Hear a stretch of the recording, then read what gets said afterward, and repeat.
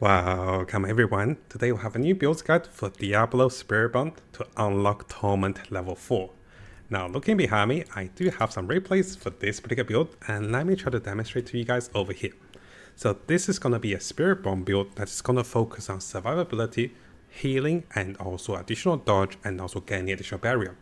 It is very similar to the current meta Spiritborn build, and I did learn from Ace of Spades and then adjusting towards myself for the setup. My goal for the build is to be gaining a lot of life, and also to be not at risk of dying in the high tier dungeons. I'm currently running a tier 65 dungeon, which is a tier 4 level of difficulty at the highest difficulty. You can see the build is very survivable and also deals a lot of damage. Now briefly going through the highlights of this particular build. For this build, I'm also casting Necromancer curses and also have a counter attack on the skill bar to provide me with more sustainability and also more defensive capacities. We are gaining tons of barriers coming from the bulwark skill from the Druid, and we're constantly generating health and also regaining life. The build is very mobile and also has tons of reach and also tons of damage, of course. So skipping a little bit towards the boss, and let me demonstrate to you guys with the boss. We can face tank the boss in tier 4 difficulty, and we do deal a lot of damage. As an example over here, this tier 4 boss will go down very quickly as that stack my damage and also stacks, and also as we stun and also stagger the boss. And that was pretty much a 4-minute clear of a tier 65 pit dungeon, and this shows this build is very survivable in this current stage of the meta. So now briefly going through my build and also my gears, what makes my build a little different towards other build. I'm currently using this particular boots, the Ragnar's Wake. This boots provides me with a lot more non-physical damage, which I do believe will increase our lightning damage, and this also provides resistance, cooldown reduction, and also movement speed. I was lucky to get this one to movement speed greater effects, and this boost does like a little bit of armor, which we'll talk about how to get more armor. What I'm also doing is I'm also running the glyphs over here, which allows me to auto cast Iron Maiden, and also the glyphs over here, which allows me to be auto casting Earthen Bulwark over here. Now in terms of my stats at tier 4 difficulty, my maximum resistance are not capped, and my armor is only 866. Because I'm in the process of switching some gears and also getting additional armor rolls and also upgrading my mastercraft for a lot of those gears.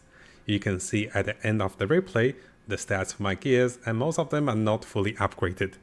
But even with those gears, guys, as a test run in the dungeons and also against 90% of the content, we don't even have a risk of dying, and we're very sustainable. So coming over to the builder's guide for this particular build. I am running the Gorilla and also the Jaguar as my primary and also secondary spirit. Over here, I have decided to not use Vortex, but rather to have counter attack on the skill bar, which allows me to dodge all attacks for 3 seconds per cast. So this is a little good to survive and also to push for higher content if you do find yourself dying as you push for higher difficulty. Now, a majority of the other gear pieces are very similar to the meta build. I am running the chest piece, which provides me with additional resistance, additional dexterity, and also the aspect of might, which will give me additional damage reduction. Other than that, everything is very similar to what you have seen in the top meta build for the Spiritborn. We have mentioned about the glyphs, let's briefly talk about the gems. You can go with additional critical strike damage on the weapon or additional dexterity on your armor. And I do find myself a little bit lacking of all resistance.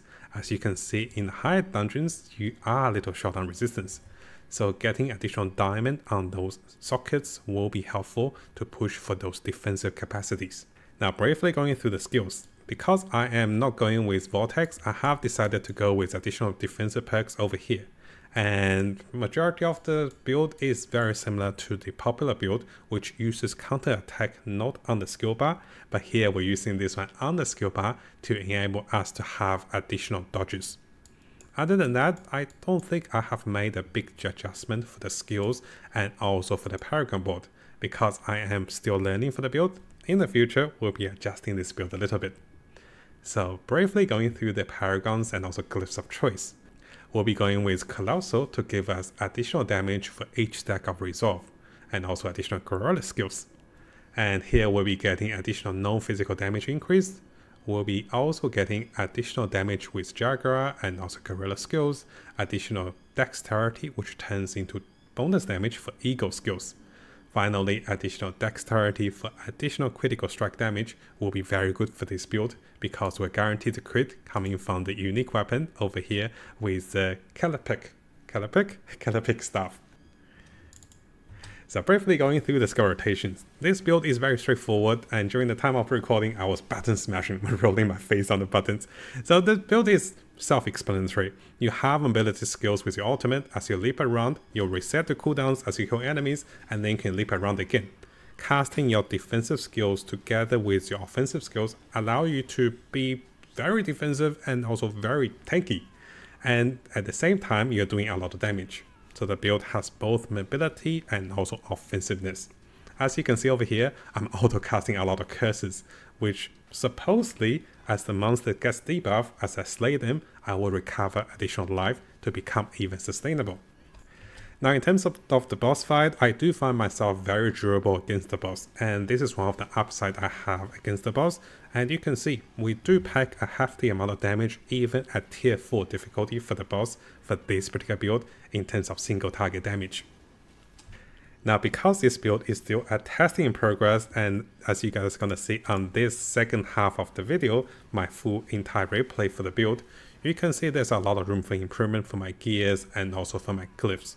And if you do want to have a look at my gears at the end of the video, I'll have the links available or have the replay available for you guys to have a look.